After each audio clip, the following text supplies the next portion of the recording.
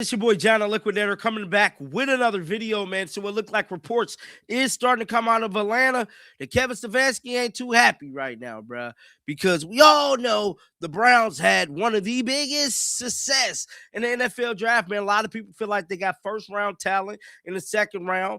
Andrew Berry strategically moved pieces around to keep elevating this offense, and that's ultimately what happened, man. Now, as for Kevin Stefanski, it ain't looking good for him down there in Atlanta, man. I just got to be honest, and I'm telling you right now, people in the media is paying attention to it as well because articles is already coming out the pipeline about Kevin Stefanski and him feeling broken about the draft that took place with the Browns, man. It's being reported that Kevin Stefanski shouldn't be all that broken-hearted over the Browns' success.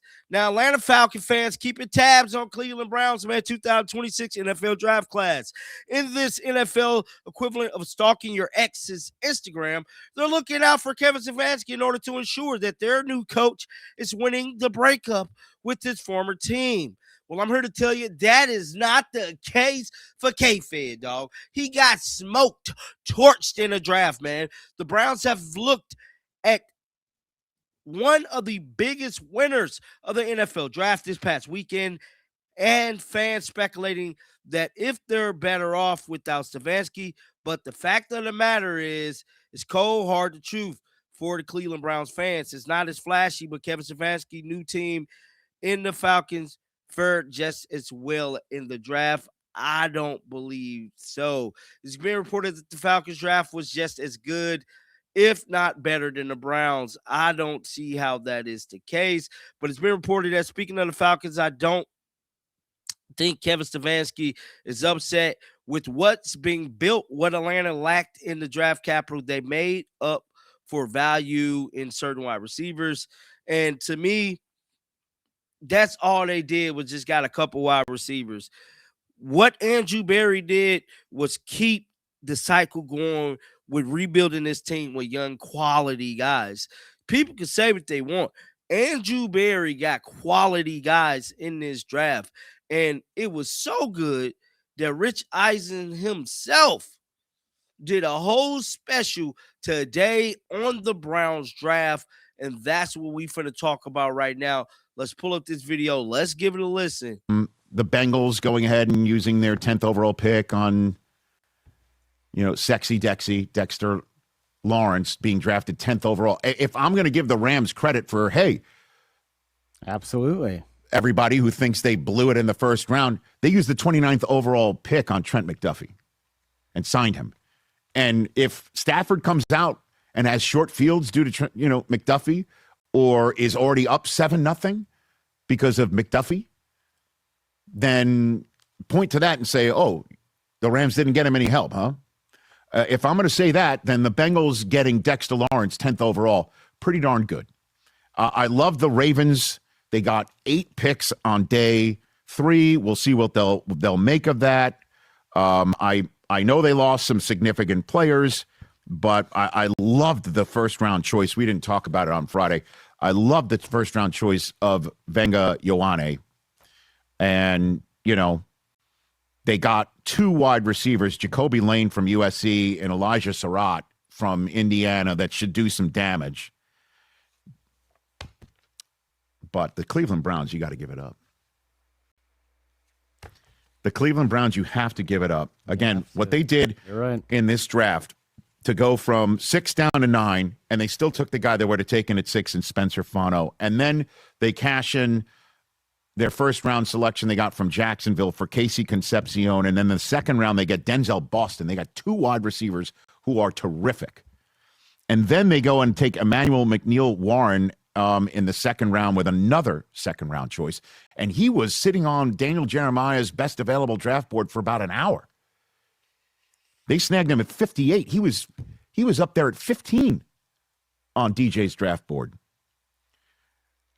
And they get Austin Barber, a tackle, out of Florida in the third round. And the choice that they used to get Austin Barber, third round, was one that they got from Cleveland to let them trade up at 6 to take Mansour Delane, and they move down to 9 and still get the guy they want anyway. And they've got 2 fourth-round picks in next year's draft in their back pocket. But the pick of Casey Concepcion is of note for various reasons.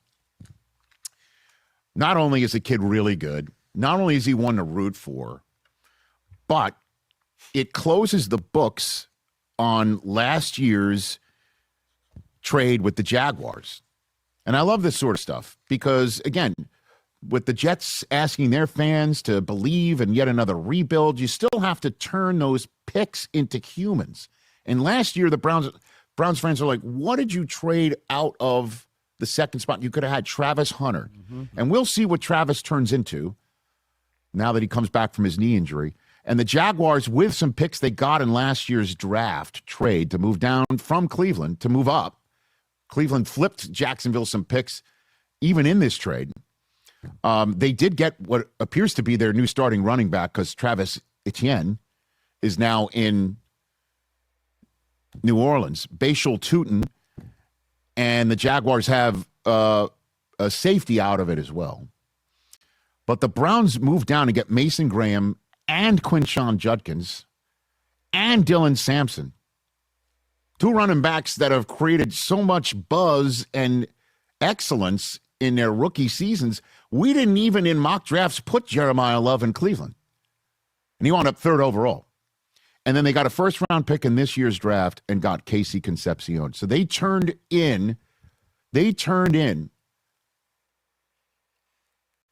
option to choose Travis Hunter. And we had fun with the Miz many times. With somebody from the world of the Bengals snapped a photograph of him while he's sitting on a plane, right?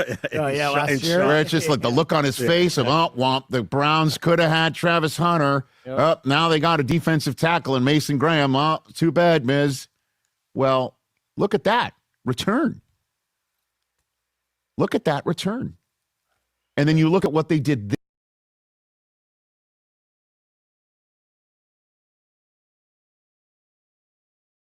this year.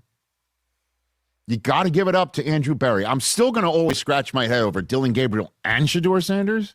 Really? Yeah. And we'll see who's the starter this year. I still think it's Deshaun Watson. But you got to give it up to Cleveland, man. And Andrew Berry, he was moving around the draft board, moving around. And with the new head coach, okay, you got the offensive mindset. Well, we got 2 new pieces on the offensive line, and we've got 2 new pieces at the receiver position. We got the running back. And by the way, I didn't even mention Harold Fannin or last year's defensive rookie of the year that they drafted. Right. It's Schlesinger. Right. Yeah. Here from Los Angeles. Mm-hmm. I mean, wow. And the Browns also drafted Justin Jefferson. Wait a minute. I'm being told it's a linebacker from Alabama. Yeah, it's a different. Okay. So. Still my cousin, though. Taylon Green, though. They also drafted the quarterback out of Arkansas, and Barry's like, yeah, we're not converting him. He's going to be a quarterback. See what happens. Crazier things have happened. So I dig it. Other draft involving the Browns, man. I want to know y'all thoughts down in the comment section right now. Make sure y'all keep them Bills on, man. Until next time, shake the haters off. I'm out of here, man.